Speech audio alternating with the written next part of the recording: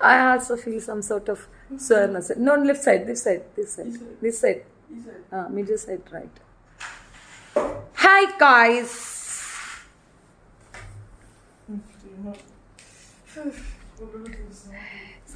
Sorry. നമ്മുടെ ഇന്നത്തെ വിഷയം തട്ടിപ്പാണ്. തട്ടിപ്പിൻ്റെ പല മുഖങ്ങളാണ്. ആ പല മുഖങ്ങളിൽ ഒരു ബൃഹത്തായ മുഖമാണ് ഞാൻ നിങ്ങളുടെ മുൻപിൽ കൊണ്ടുവന്ന് തരാൻ പോകുന്നത്. അതിൻ്റെ കൂടെ എനിക്കൊരു കാര്യം പറയാനുള്ളതെന്ന് പറഞ്ഞു കഴിഞ്ഞാൽ, ഈ ഒരു പണ്ട് കാലഘട്ടങ്ങളിലുള്ള ആൾക്കാർ പറയുന്ന ഒരു ടേമാണത്. അതായത് ചതിക്കുന്നവനേക്കാൾ ഭീകരൻ, അല്ലെങ്കിൽ ചതിക്കുന്നവനേക്കാൾ ഏറ്റവും വലിയ ദ്രോഹി ആരെന്ന് ചോദിച്ചാൽ ചതിക്കപ്പെടുന്നവനാണ്. ഒരു ചതിയൊക്കെ നമുക്ക് വരാം. സൊസൈറ്റി ഫുള്ള് ചതിയും വഞ്ചനകളുടെയും ഒരു കൂമ്പാരമാണെന്ന് തിരിച്ചറിഞ്ഞിട്ടും ആരെങ്കിലും അത് അലർട്ട് ചെയ്തിട്ടും പിന്നെയും ആ ചതിയിൽ പോയി പെടുന്നുണ്ടെങ്കിൽ കുറ്റക്കാരൻ, ഹൂ ഈസ് ദ കുറ്റക്കാരൻ എന്ന് ചോദിച്ചു കഴിഞ്ഞാൽ അത് ചതിക്കപ്പെടുന്നവൻ തന്നെയാണെന്ന് ഞാൻ പറയും. കോട്ടയം, ഞാനിപ്പോൾ ഇവിടെ വന്ന് താമസമായിട്ട് പോയി ഓൾമോസ്റ്റ് 5 years ആവുന്നു. 5 വർഷമായിട്ട് പ്രത്യേകിച്ച് ഈ സോഷ്യൽ മീഡിയ അങ്ങനെയുള്ള ടെറിട്ടറികളിലൊന്നും പോയിട്ട് ഇതുപോലത്തുള്ള മണ്ടത്തരങ്ങളിലൊന്നും പോയി ഞാൻ ചാടി കൊടുക്കാറില്ല. ബിക്കോസ് അലർട്ടഡ് ആണ്, വിജിലൻ്റ് ആയിരിക്കാം, അതുകൊണ്ടായിരിക്കാം. പക്ഷേ അങ്ങനെ ഒരു ചാൻസിലേക്ക് എന്നെ കൊണ്ടുവന്ന് എത്തിച്ചിരുന്നു. അതിൽ നിന്ന് ഞാൻ സേവ് ആയതാണ്. സേവ് ആയതിൻ്റെ ആഫ്റ്റർ എഫക്റ്റാണ് നിങ്ങൾ എന്നെ ഈ സോഷ്യൽ മീഡിയയിൽ കൂടെ കാണുന്നത്. അങ്ങനെ ഞാൻ സേവ് ആയിട്ടുണ്ടായിരുന്നില്ലെങ്കിൽ ഞാൻ സോഷ്യൽ മീഡിയ വരില്ലായിരുന്നു. ബിക്കോസ് ഇതല്ല എൻ്റെ ലൈഫ്, ഇതല്ല എൻ്റെ ഉപജീവനം, നത്തിങ്. അപ്പോൾ പറഞ്ഞു വന്ന എത്രയേ ഉള്ളൂ. എനിക്ക് ആ വാർത്ത കൊണ്ടുവന്നത് ചതിയിൽപ്പെട്ട ആൾ തന്നെയാണ്. അതൊന്ന് കേൾക്കാമേ. തട്ടിപ്പിന് പല വഴികളുണ്ട്. മനുഷ്യാവകാശ സംഘടനയുടെ പേര് വെച്ചാൽ എല്ലാമായോ എന്നതാണ് ചോദ്യം. മലപ്പുറം സ്വദേശി നൽകിയ പരാതി കാണുമ്പോൾ ഈ ചോദിച്ച ചോദ്യം സ്വാഭാവികമാണെന്ന് തോന്നുന്നു. മലപ്പുറം മേലാറ്റൂർ സ്വദേശി ശിവദാസനാണ് പരാതിക്കാരൻ. ശിവദാസന്റെ മകനും സുഹൃത്തിനും ബഹ്റൈനിൽ സർക്കാർ ജോലി വാഗ്ദാനം ചെയ്ത് 4.25 ലക്ഷം രൂപ തട്ടിയെടുത്തെന്നാണ് പരാതി. ശ്യാമിന്റെ ബന്ധുവിന്റെ പിടിപാടിൽ ജോലി ലഭിക്കുമെന്നായിരുന്നു വാഗ്ദാനമെന്ന് പരാതിയിൽ പറയുന്നു. ആളുകളുമായി ഇടപെട്ടും വിവിധ വിഷയങ്ങളിൽ ഇടപെട്ടുമാണ് ഇവർ തട്ടിപ്പിനെ കളമൊരുക്കിയിരുന്നതെന്ന് പരാതിയിൽ പറയുന്നു. Human rights justice vigilance forum എന്ന സംഘടനയുടെ സംസ്ഥാന പ്രസിഡന്റായി ആശ രംഗത്തുണ്ടായിരുന്നു. കൊച്ചി സിറ്റി പോലീസ് കമ്മീഷണറുടെ ഓഫീസ് പ്രവർത്തിക്കുന്ന കെട്ടിടത്തിലാണ് ഇവർ ഓഫീസ് ഇട്ടിരുന്നത്. ഭാര്യയുടെ പേരിലുള്ള സ്ഥലം പണയപ്പെടുത്തിയാണ് മകന് ജോലി ലഭിക്കാൻ താൻ ആശയ്ക്ക് പണം നൽകിയതെന്ന് ശിവദാസൻ പറഞ്ഞു. എനിക്ക് ആരെയും അറിയില്ല, മാഡത്തിന് അറിയുള്ളൂ. മാഡത്തിന്റെ അക്കൗണ്ടിലേക്ക് ഞാൻ പൈസ ട്രാൻസ്ഫർ ചെയ്യുള്ളൂ എന്ന് പറഞ്ഞു. മുഴുവൻ പൈസയും നമ്മുടെ അക്കൗണ്ട് ട്രാൻസ്ഫർ ആണ് നടത്തിയിട്ടുള്ളത്. മനുഷ്യാവകാശ സംഘടനയുടെ പേരിൽ ഇവർ തട്ടിപ്പിന് കളമൊരുക്കുകയായിരുന്നുവെന്ന് സംശയിക്കുന്നതായി പരാതിക്കാരൻ പറഞ്ഞു. ആളുകളിൽ വിശ്വാസ്യത ജനിപ്പിക്കാനും ആധികാരികത തോന്നിക്കാനുമാണ് സിറ്റി പോലീസ് കമ്മീഷണറുടെ ഓഫീസ് പ്രവർത്തിക്കുന്ന കെട്ടിട സമുച്ചയത്തിൽ തന്നെ സംഘടനയുടെ ഓഫീസും തരപ്പെടുത്തിയതെന്ന് സംശയിക്കുന്നു. സർക്കാർ മുദ്രയെന്ന് തോന്നിപ്പിക്കുന്ന വിധത്തിലുള്ള മുദ്രയാണ് ഇവരുടെ സംഘടന ഉപയോഗിച്ചിരുന്നതെന്ന് കാണാം. ഇവർക്കെതിരെ കൊച്ചി സിറ്റി പോലീസിലും പരാതിയുണ്ട്. ആശ, ശ്യാം എന്നിവർക്കെതിരെ മലപ്പുറം മേലാറ്റൂർ പോലീസ് കഴിഞ്ഞ ദിവസം കേസെടുത്തു. പരാതി ഉയർന്നതോടെ കോൺഗ്രസ് എസ് മഹിളാ വിഭാഗം ജില്ലാ പ്രസിഡന്റ് പദവിയിൽ നിന്ന് ഇവരെ നീക്കി. മാതൃഭൂമി ന്യൂസ്, കൊച്ചി. എന്താ വിസയ്ക്ക് പണം വാങ്ങി വഞ്ചിച്ചതായി പരാതി. വിസ വാഗ്ദാനം നൽകി 4.7 ലക്ഷം രൂപ തട്ടിയെന്ന് പരാതി. എൻ്റെ ഒരു ചെറിയ അറിവിലുള്ളൊരു കാര്യം പറയുന്നതാണ്. Hi beautiful Shrant, how are you? I am a good. TG Mohandas നന്നായി തള്ളിവിടുന്നുണ്ട്. ആണോ? ഏതായാലും രാഷ്ട്രീയമൊന്നും ഞാൻ പറയുന്നില്ല. പക്ഷേ ഈ ഒരു രീതി ഉണ്ടല്ലോ, നമ്മൾ പൊതു സമൂഹത്തിന് കൊടുക്കുന്ന ഒരു ഇമ്പാക്റ്റ്, എങ്ങനെ പറയാം, നമ്മൾ ഭയങ്കര ചാരിറ്റി പ്രവർത്തകയാണ്. I am the very good lady in the world എന്നൊക്കെ പറഞ്ഞുകൊണ്ട് നടക്കുന്ന മദാമ പറയുന്നത് നിങ്ങൾ കേട്ടിട്ടില്ലേ? എന്തൊക്കെ ഇരുന്ന് പറയണം, തള്ളി അങ്ങോട്ട് മറിക്കുകയാണ്. നെറ്റിൽ കിടക്കുന്നു, വാർത്തയുണ്ട്, എന്നിട്ട് പോലും വിശ്വസിക്കാൻ താല്പര്യം കാണിക്കാതെ അവളെ വെച്ച് വാട്സപ്പ് കൂട്ടായ്മ ഉണ്ടാക്കിക്കൊണ്ടിരിക്കുന്ന പോങ്ങന്നെ എന്ത് പറയാനാണ്? ഇങ്ങനെ ഒരു വാർത്ത ഒരു സ്ത്രീക്കെതിരെ വന്നാൽ അവരെ എത്ര തന്നെ അവർ എക്സ്പ്ലെയിൻ ചെയ്താലും, ഒരു FIR രജിസ്റ്റർ ചെയ്യപ്പെടണമെന്നുണ്ടെങ്കിൽ അതിന് മിനിമം അവിടെ നമ്മൾ തെളിവുകൾ ഹാജരാക്കണം. തെളിവുകൾ കൃത്യമാണെന്ന് ബോധ്യപ്പെട്ടാൽ മാത്രമേ രാഷ്ട്രീയമല്ലാത്ത ഒരു രീതിയിലുള്ളൊരു FIR വരുള്ളൂ. ഇപ്പോൾ രാഷ്ട്രീയ പ്രേരിതമായ ഒരു FIR പോലെയല്ല ഇത് കൃത്യമായ തെളിവ് അവരുടെ കയ്യിൽ കിട്ടിയത് കൊണ്ട് തന്നെയാണ് ഇവർക്കെതിരെ ഇതെടുത്തിരിക്കുന്നത്. പൈസ ട്രാൻസ്ഫർ ചെയ്തതിന് തെളിവുണ്ട്. 4.7 ലക്ഷം രൂപയാണ്. 4,70,000 രൂപ അവർ വാങ്ങിയെടുത്തിട്ടുണ്ട്. ഈ കൊടുത്ത മണ്ടൻ്റെ അടുത്ത് എനിക്കൊന്നും പറയാനില്ല. കാരണം ഒരു വിസയ്ക്ക് എത്ര ചിലവാകും എന്നുള്ളത് ബേസിക് നോളജ് പോലും ഇല്ലാത്ത ഒരാളാണ്. ഒരു 10 പേരോട് ചോദിച്ചാൽ മനസ്സിലാക്കാവുന്നില്ല. ബഹ്റിനിലേക്ക് ഞാനും എൻ്റെ മോനും ഒരു വിസയ്ക്ക് ശ്രമിച്ചിരുന്നു. 75,000 രൂപ ബാങ്കിൽ കാണിക്കണം, മോൻ്റെ ബാങ്കിൽ അക്കൗണ്ട് ഉണ്ടാകണം, വിസിറ്റ് കിട്ടും. Then go there. റെസ്റ്റ് നമ്മൾ അവിടെ പോയി അന്വേഷിച്ചാൽ കിട്ടാവുന്നതാണ്. എല്ലായിടത്തും അങ്ങനെ തന്നെ. നമ്മൾ അങ്ങനെ പോയി എൻക്വയറി നടത്തി കയറുന്നതായിരിക്കും ഏറ്റവും നല്ലത്. അല്ലെന്നുണ്ടെങ്കിൽ ഇതുപോലുള്ള ഏജൻസികൾ വന്നാൽ വൺസ് നമ്മളവിടെ റീച്ച് ആയതിനു ശേഷം മാത്രം ഫണ്ട് റിലീസ് ചെയ്യുമെന്ന് കൃത്യമായി പറയുക. അത്രത്തോളം ഇൻവെസ്റ്റ് ചെയ്യാൻ പറ്റാത്ത ഒരു ഏജൻസിയുടെ കൂടെ നിങ്ങൾ പോകാൻ തയ്യാറാകരുത്. ബിക്കോസ് അവർ ഒരു കാരണവശാലും നിങ്ങളെ നന്നാക്കാനല്ല, ചീറ്റ് ചെയ്യാനാണ്. നിങ്ങൾക്കൊന്നും ഒരു പണിയുമില്ലേ? മുങ്ങിച്ചത്ത സ്രാവ്, പേര് കേട്ടില്ലേ? നിനക്കൊന്നും വേറെ ഒരു പണിയുമില്ലേ? നിനക്ക് ഇങ്ങനെ കമൻ്റ് ഇടുന്നതാണോ നിൻ്റെ തൊഴിൽ? എന്തുവാ, എന്തിൽ വന്ന് എന്ത് കമൻ്റ് ഇടുന്നത്?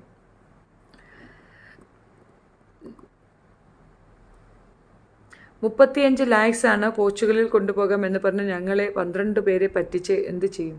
സീരിയസ്ലി സമ്മതിക്കണം കേട്ടോ, സമ്മതിക്കണം. എന്തിനാ ഇപ്പം ഇത്രയും പൈസ നിങ്ങൾ കൊടുക്കുന്നത് എനിക്ക് മനസ്സിലാവുന്നില്ല.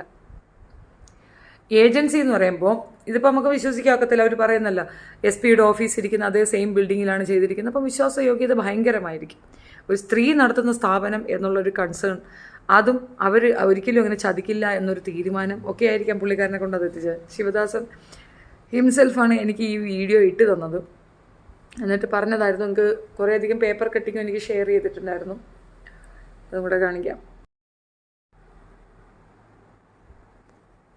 ഉണ്ടോ?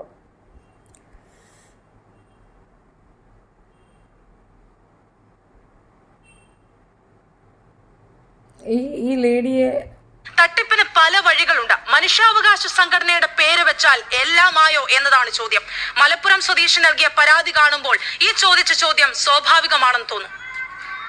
മലപ്പുറം മേലാറ്റൂർ സ്വദേശി ശിവദാസനാണ് പരാതിക്കാരൻ.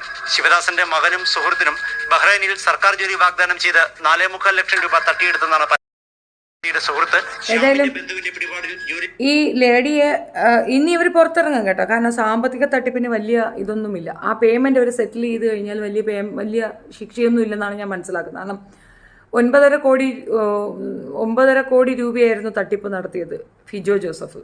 അതിങ്ങനെ തേരാപ്പാര നടക്കുന്നില്ലേ. അപ്പം ഇനിയും പുറത്തിറങ്ങും. ഇനി ഇതിനേക്കാൾ വലിയ തട്ടിപ്പുകൾ അവർ ആകെ നനഞ്ഞാൽ കുളിരില്ല എന്നൊരു ടേമുണ്ട്. അപ്പോൾ ഈ ലേഡിയുടെ ഫോട്ടോ മാക്സിമം സ്പ്രെഡ് ചെയ്യുക എന്നുള്ളതാണ് ശിവദാസൻ എന്ന് പറയുന്ന ആളുടെ ഉദ്ദേശം എന്ന് തോന്നുന്നു. അത് നല്ലൊരു കാര്യമാണ്. കാരണം അയാൾക്ക് നഷ്ടപ്പെട്ടത് അയാൾക്ക് നഷ്ടപ്പെട്ടു. ഇനി അത് തിരിച്ച് കിട്ടുമോ എന്നൊക്കെ ഇനി ഒരുപാട് നൂലാമാലകൾക്കപ്പുറം കിട്ടിയാൽ കിട്ടി എന്നതിനപ്പുറം ഒന്നുമില്ല. പിന്നെ മാക്സിമം നമ്മൾ കൊടുക്കുമ്പോൾ അക്കൗണ്ട് പേയ്മെൻറ്റ് തന്നെ ചെയ്യുക. ഇവിടെ ആരും നമ്പർ ചോദിക്കുന്നുണ്ടായിരുന്നു. ആ നമ്പർ ചോദിച്ചവരെടുത്ത് എൻ്റെ നമ്പർ 7025584843 ആണ്. ആ നമ്പറിലേക്ക് അയച്ചാൽ ഞാൻ ശിവദാസൻ്റെ നമ്പർ നിങ്ങൾക്ക് ഷെയർ ചെയ്ത് തരാം. നിങ്ങളെ വിളിച്ചൊന്ന് ചോദിച്ചു നോക്കൂ. Maybe he can support. ഇതിനകത്തൊന്നുമില്ല. നിങ്ങൾ കൊടുത്ത ഡോക്യുമെൻ്റ്, അതായത് പേയ്മെൻറ്റ് കൊടുത്തതിൻ്റെ ലീഗൽ ഡോക്യുമെൻറ്റ് നിങ്ങളുടെ കയ്യിലുണ്ടെങ്കിൽ തീർച്ചയായിട്ടും ആ പൈസ തിരിച്ചു കിട്ടും. ലീഗലി അല്ല, നിങ്ങൾ ബൈ ഹാൻഡാണ് കൊടുത്തെങ്കിൽ പോയി എന്ന് വിചാരിക്കുന്നതാണ് നല്ലത്. മനസ്സിലായില്ലേ? അത് പിന്നെ നമ്മൾ അതിന് വേണ്ടി കരഞ്ഞിട്ടൊന്നും കാര്യമില്ല. പോയത് തന്നെ സംഭവം യുഗ ആളുകൾ പറ്റിക്കാൻ അങ്ങനെ നമ്മുടെ ചുറ്റും നടക്കുകയാണ്. അങ്ങനെ ഒരു അവസ്ഥയിൽ നമ്മൾ വളരെ കെയർഫുള്ളായിട്ടിരിക്കുക എന്നതിനപ്പുറം ഒന്നും പറയാനില്ല. പക്ഷെ എനിക്കിപ്പോഴും ഇതിനെ കൂടുതലായിട്ട് കൂടുതലായി ഒന്നും പറയാനില്ല. കാശ് കൊണ്ട് കൊടുക്കുന്നതിന് മുമ്പ് 10 വട്ടം ആലോചിക്കണ്ടായോ. ദുബായിലും ഇതുപോലെ കുറേയധികം സിസ്റ്റം ഉണ്ടായിരുന്നു. ഞാൻ കുറച്ച് കുട്ടികളെ എടുത്തതൊരു 12 പേരെ ഞാൻ എൻ്റെ കമ്പനിയിലേക്ക് ഹയർ ചെയ്തത് ബംഗ്ലാദേശിൽ നിന്നാണ്. ഞാൻ നേരിട്ട് അവിടെ പോയിരുന്നതാണ്. എനിക്ക് റെസ്റ്റോറൻ്റ് ആയിരുന്നു. അപ്പോൾ അതിലേക്ക് ബാബുജി കുക്കിങ്ങിനെ ഉൾപ്പെടെയാണ് വേണം. അപ്പോൾ ഞാൻ അവിടെ പോവുകയും ഒരു ഇൻ്റർവ്യൂ പോലെ എടുക്കുകയൊക്കെയാണ് ചെയ്തിട്ടുണ്ടായിരുന്നത്. ആ സമയത്തായിരിക്കും കുക്കിങ്ങിനൊക്കെ ആളിന് വേണ്ടിയിട്ട് ഞാൻ അവിടെ പോയി ഞാൻ തന്നെ ഇൻ്റർവ്യൂ എടുത്ത് കൊണ്ടുവന്ന ആൾക്കാരാണ്. അപ്പം അവരെന്നോട് പറഞ്ഞു, നിങ്ങൾക്ക് അപ്പോൾ അവിടുത്തെ പേപ്പറിൽ കൊടുത്ത് അവിടുത്തെ ഹോട്ടലിൽ നിന്നിട്ട് അവിടുത്തെ പേപ്പറിൽ കൊടുത്തിട്ട് അതിൽ നിന്നാണ് ഞാൻ ആളുകളെ ഹയർ ചെയ്തെടുത്തുകൊണ്ടുവന്നത്. അന്ന് ഈ ഹോട്ടലുകാരെടുത്ത് ഇവർ സംസാരിച്ചിട്ട് ഒരു എമൗണ്ട് ഹോട്ടലുകാർ സെറ്റിൽ ചെയ്യാനായിട്ടൊരു ശ്രമം നടത്തിയിരുന്നു. അപ്പം ഞാനത് കണ്ടിട്ട് പറഞ്ഞു, പേയ്മെൻ്റ് ഒന്നുമില്ല, വിത്തൗട്ട് പേയ്മെൻ്റാണ് ഞാൻ കൊണ്ടുവരാൻ ആഗ്രഹിക്കുന്നത്. എൻ്റെ കയ്യിൽ ക്യാഷ് ഉണ്ട്. എനിക്ക് ആളുകളെ ഹയർ ചെയ്യണമെങ്കിൽ എനിക്ക് പേയ്മെൻറ്റ് വേണം. അതാണ് നിയമം. അപ്പം ദുബായിലേക്ക് പോകാമെന്ന് പറഞ്ഞാൽ ആരെങ്കിലും പൈസ വാങ്ങിയാൽ നിങ്ങൾ മനസ്സിലാക്കുക, അവിടുത്തെ ലേബറിൽ പോയി കംപ്ലയിൻറ്റ് ചെയ്ത് കഴിഞ്ഞാൽ തിരിച്ച് കിട്ടും. അതായത് ഈ ആരാണ് നിങ്ങൾക്ക് തൊഴിൽ തന്നത് അവർ നിങ്ങളെ കയ്യിൽ നിന്ന് പൈസ ഈടാക്കിയിട്ടുണ്ടെങ്കിൽ അവർക്ക് പണി കിട്ടും. കാശ് കൊടുത്ത് ഒരു വിസ എടുക്കാൻ പോലും കഴിവില്ലാത്തവൻ ഒരു തൊഴിൽ സ്ഥാപനം നടത്തേണ്ട കാര്യമില്ല എന്നുള്ളത് അവിടെയുള്ള ഒരു നിയമമാണ്. ഇതറിയാതെയാണ് പലരും ഈ വിസയ്ക്ക് വേണ്ടി പേയ്മെൻറ്റ് കൊടുക്കുന്നത്. വിസയ്ക്ക് വേണ്ടി പേയ്മെൻറ്റ് കൊടുക്കേണ്ട ഒരു കാര്യവുമില്ല എന്നുള്ളതാണ് വസ്തുത. ഒരു കമ്പനി തുടങ്ങുമ്പോൾ അതിനകത്തേക്ക് പീപ്പിൾ ഹയർ ചെയ്യാനും അവരെ അക്കോമഡേറ്റ് ചെയ്യാനുമുള്ള ഫിനാൻഷ്യൽ സ്ട്രാറ്റജി സ്രോതസ് അവർക്കില്ല എങ്കിൽ അവർക്ക് അങ്ങനെ ഒരു കമ്പനി തുടങ്ങാനുള്ള അനുമതി അവിടെ കൊടുക്കത്തില്ല. ഞാനൊരു LLC കമ്പനി ഓപ്പൺ ചെയ്യുമ്പോൾ അവിടെ 5 ലക്ഷം ദിർഹം ബാങ്കിൽ ഡെപ്പോസിറ്റ് കാണിക്കണമായിരുന്നു. അത് 2.5 കോടി രൂപയോളം നമ്മൾ ഡെപ്പോസിറ്റ് കാണിക്കണം. കാണിച്ചാൽ 1.5 കോടി രൂപ, 50 ലക്ഷം രൂപയോളം നമ്മൾ കാണിക്കേണ്ട ഒരു അവസ്ഥയുണ്ട്. നമ്മളത് കാണിച്ചതിന് ശേഷം മാത്രമാണ് നമുക്ക് ആ ലൈസൻസിനുള്ള പെർമിഷൻ കിട്ടുക. അല്ലെങ്കിൽ അറബിയുടെ പേർക്കായിരിക്കും കിട്ടുക. ഇതിപ്പോൾ എനിക്കും കൂടെ 50% ഉള്ളതുകൊണ്ട് അങ്ങനെയാണ് കാണിച്ചിട്ടുണ്ടായിരുന്നത്. അന്ന് എനിക്ക് ഒരുപാട് സുഹൃത്തുക്കളാണ് അത്രയും പേയ്മെൻ്റൊക്കെ ഇട്ട് തന്നത്. ഞാൻ എന്ന് വെച്ചാൽ ബാങ്കിലേക്ക് കാണിക്കാൻ വേണ്ടിയിട്ടാണ്. ദെൻ അവർക്ക് വിഡ്രോ ചെയ്യാം. ആ സമയത്ത് അത്രയും കാണിച്ചിട്ട് പിന്നെ ഞാൻ 12 പേരെ ഹയർ ചെയ്യുമ്പോൾ, ഇപ്പോൾ 12 പേരെ ഹയർ ചെയ്യുന്ന സമയത്ത് എനിക്ക് പൈസ ഇല്ല എന്ന് ഒരു രീതിയിൽ അവിടെ നിന്നുള്ള എൻ്റെ ഒരു സ്റ്റാഫ് പോയി കംപ്ലയിൻറ്റ് ചെയ്ത് കഴിഞ്ഞാൽ ഈ കാണിച്ചതൊക്കെ ഫേക്കാണെന്ന് പെട്ടെന്ന് തന്നെ ഗവൺമെൻറ്റിന് മനസ്സിലാവും. ബിക്കോസ് അവർ ബാങ്കിൻ്റെ ലിസ്റ്റ് എടുക്കും. അപ്പോൾ അത് പ്രശ്നം വരും. അതുകൊണ്ട് തന്നെ ഒരു രീതിയിലുള്ള ഒരു കള്ളക്കളിക്കും ഞാൻ നിന്നിട്ടുണ്ടായിരുന്നില്ല. ആ സമയത്ത് എനിക്ക് LLC തന്നെ മതിയായിരുന്നു. ബിക്കോസ് ഞാനൊരു സ്ത്രീ ആയതുകൊണ്ട് തന്നെ എനിക്ക് അറബിയുടെ അണ്ടറിൽ നിൽക്കുന്നതിനോട് താല്പര്യമില്ല. ബിക്കോസ് അയാൾ A to Z അയാളുടെ കയ്യിലേക്ക് പോകുമ്പോൾ എനിക്ക് പവർ കുറയുമ്പോൾ ഞാൻ ഏതിന് അയാളുടെ അടുത്ത് പോയി നിൽക്കുന്ന ഒരു അവസ്ഥ വരും. എൻ്റെ പേയ്മെൻറ്റ്, എൻ്റെ എഫേർട്ട് എല്ലാം കൂടെ ആയതുകൊണ്ട്. അതുകൊണ്ടാണ് LLC തന്നെ ഞാൻ തുടങ്ങിയതും. സോ എൻ്റെ ഒരു രീതി അതാണ്. ഒരുപാട് പേര് ഇങ്ങനെ വിസ തട്ടിപ്പിന് അങ്ങനെ ഒരുപാട് കേസുകൾ ഞാൻ കേട്ടിട്ടുണ്ട്. അപ്പോഴൊക്കെ ഞാൻ പറയുന്ന കാര്യമാണ്, വിസിറ്റ് ആണെങ്കിൽ നിങ്ങൾ പേയ്മെൻറ്റ് വാങ്ങിച്ചോ, കുഴപ്പമില്ല. പക്ഷേ ഒരു ജോബ് വിസയ്ക്ക് നിങ്ങൾ ആപ്ലിക്കേഷൻ കൊടുക്കുകയാണെങ്കിൽ തീർച്ചയായിട്ടും അതിനകത്ത് ആ എംപ്ലോയർക്ക് ഉത്തരവാദിത്തമുണ്ട്. അത് കൊടുത്തില്ല എന്നുണ്ടെങ്കിൽ അയാളുടെ ആ സ്ഥാപനത്തിനെതിരെ ഈ പോകുന്നവനിക്ക് കേസ് കൊടുക്കാം. അത് തീർച്ചയായിട്ടും ചെയ്യാവുന്ന ഒരു കാര്യമാണ്. ദയവേത് പൈസ കൊടുത്ത് വിസ വാങ്ങിക്കാനായിട്ട് നിൽക്കരുത്. അത് നിങ്ങളെ ചെയ്യുന്ന ഏറ്റവും വലിയ ദ്രോഹമാണ്.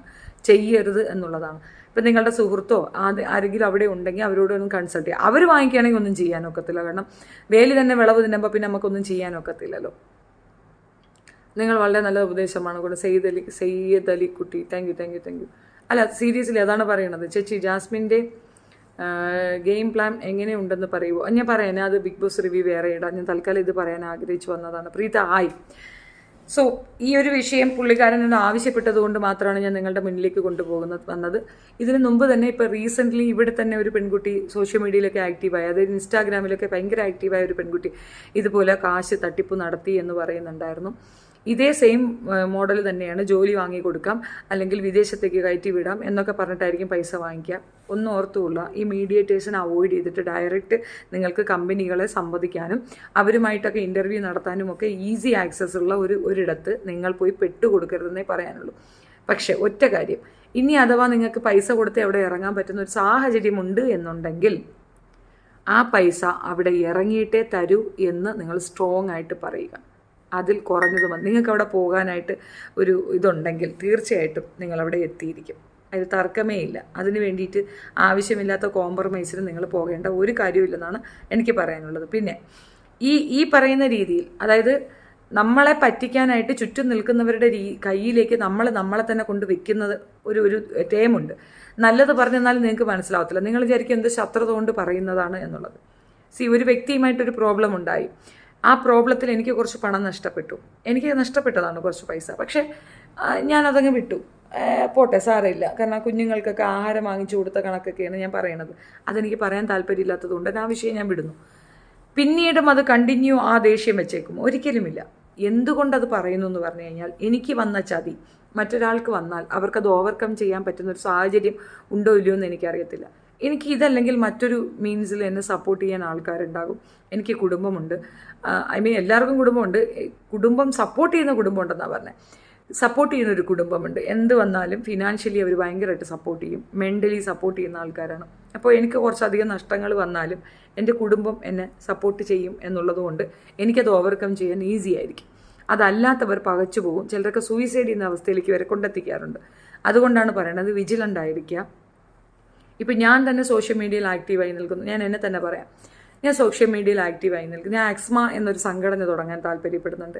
എൻ്റെ ഉദ്ദേശ ലക്ഷ്യം ഒന്നേ ഉള്ളൂ, ഈ സ്ത്രീകൾ നേരിടുന്ന പ്രോബ്ലം, അത് ഏത് കാറ്റഗറിയാണല്ലോ, ആണും പെണ്ണും കുഴപ്പമില്ല, പക്ഷേ സ്ത്രീകൾക്കാണ് ഇമ്പോർട്ടൻസ് ഞാൻ കൊടുക്കാൻ ആഗ്രഹിക്കുന്നത്. Because I can motivate them only. അവരെയാണ് കൂടുതൽ മോട്ടിവേറ്റ് ചെയ്യാൻ എന്നെ കൊണ്ട് പറ്റുക. കൂടുതൽ എഫക്റ്റീവായത് എനിക്ക് അങ്ങനെയാണ് ഫീൽ ചെയ്തത്. അങ്ങനെ എല്ലാവരെയൊന്നും മാറ്റി നിർത്തുന്നൊന്നുമില്ല, ആണുങ്ങളും ഉണ്ടാകും. അപ്പോൾ ഈ സംഘടന കൊണ്ട് നമ്മൾ ഉദ്ദേശിക്കുന്നതെന്ന് പറഞ്ഞാൽ ഫേക്ക് ന്യൂസുകൾ, ഫേക്ക് പ്രചരണങ്ങൾക്കൊക്കെ തന്നെ തടയിട്ടുകൊണ്ട് അതിന് മറ്റൊരു വശമുണ്ടെന്ന് സമൂഹത്തിന് അറിയിച്ചു കൊടുക്കുക. അക്കൂടെ കൂട്ടത്തിലുള്ള ഒരാൾക്ക് ഒരു പ്രോബ്ലം വന്നാൽ എല്ലാവരോടും ചേർന്ന് സപ്പോർട്ട് ചെയ്യുക. അതൊരു ടേം ഓഫ് ഇതാണ്. അങ്ങനെ ഒരു അസോസിയേഷനാണ് ഞാൻ ഉദ്ദേശിക്കുന്നത്.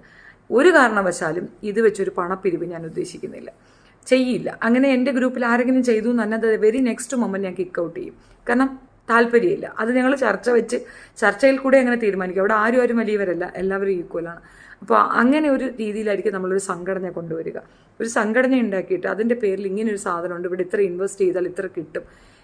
ദീസ് കൈൻഡ് ഓഫ് സാധനങ്ങൾ പറയുന്നവരെ ക്രോസ് വാച്ച് ചെയ്യുക. And the very beginning when you are paying the money that time also inform the police.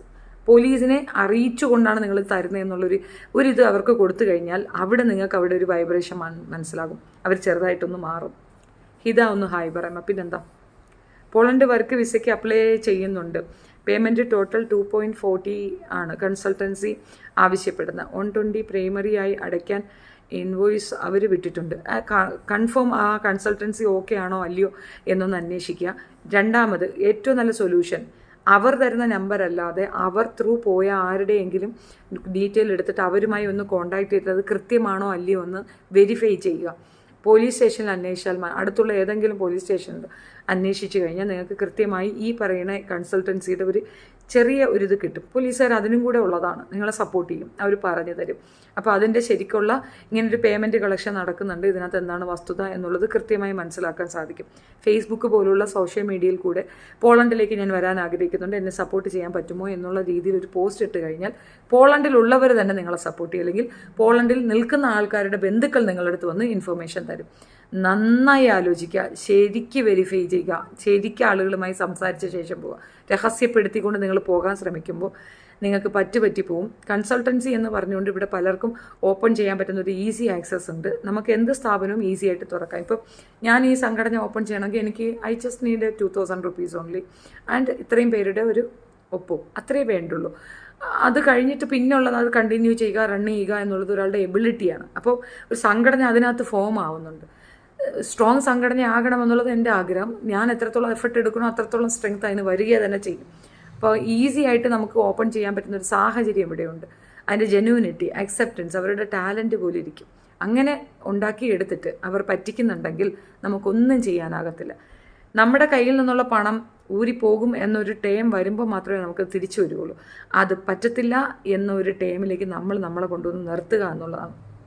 പണം കൊടുത്ത് എവിടെ പോയാലും അത് ശരിക്കും പറഞ്ഞാൽ അതൊരു, ഇപ്പോൾ UK വിസ, കാനഡ വിസ, എൻ്റെ അടുത്ത് ഒരുപാട് പേര് വന്നിട്ടുണ്ട്. ഇപ്പോൾ ഇടയ്ക്കൊരു കുട്ടി പോയിട്ടുണ്ട്. ആ കൺസൾട്ടൻസിയെ ഞാൻ റെഫർ ചെയ്യും. കാരണം അവൾ കൃത്യമായി എവിടെ പോയി ഇറങ്ങി, അവൾ ജോബ് കിട്ടി, അവൾ സുഖമായിട്ട് നിൽക്കുന്നു. ആ കൺസൾട്ടൻസിയെ ഞാൻ ആർക്ക് വേണമെങ്കിലും റെഫർ ചെയ്ത് കൊടുക്കും. ബിക്കോസ് എനിക്കൊരു എക്സ്പീരിയൻസ് ഉണ്ട്. ഒരാൾ അവിടെ പോയിട്ടുണ്ട്, ആ പൈസ കൊടുത്തതിൻ്റെ പേരിൽ പഠിക്കാൻ പോയതാണേ. അപ്പോൾ പഠിക്കാൻ പോയിട്ട് അവിടെ ജോലി ചെയ്യുന്നതാണ്, UK പോയ കുട്ടിയാണ്. അപ്പോൾ അതേപോലുള്ള എക്സ്പീരിയൻസ് ഉള്ളവർ സജസ്റ്റ് ചെയ്യുന്നുണ്ടെങ്കിൽ അത് കൃത്യമായിട്ട് മനസ്സിലാക്കുക. And take video. അത് അവരെ തന്നെ വിജിലൻ്റ് ആക്കുക, അവർക്ക് തന്നെ പറഞ്ഞു കൊടുക്കുക, ഞാനിത് ശരിക്ക് എടുക്കും.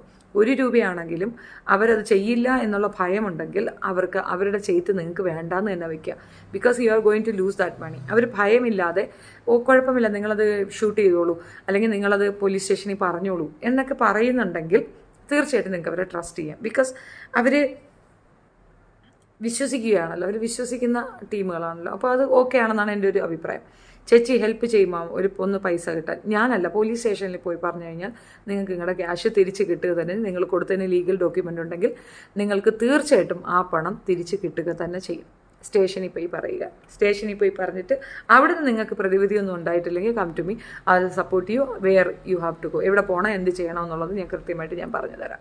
ഓക്കെ, അപ്പോൾ ഈ വിഷയം പറയാൻ വേണ്ടി മാത്രമാണ് ഞാനിപ്പോൾ ഒരു ലൈവ് ഇട്ടത്. ബിഗ് ബോസുമായിട്ട് ഞാൻ വീണ്ടും വരുന്നതായിരിക്കും. Thank you so much. Bye bye.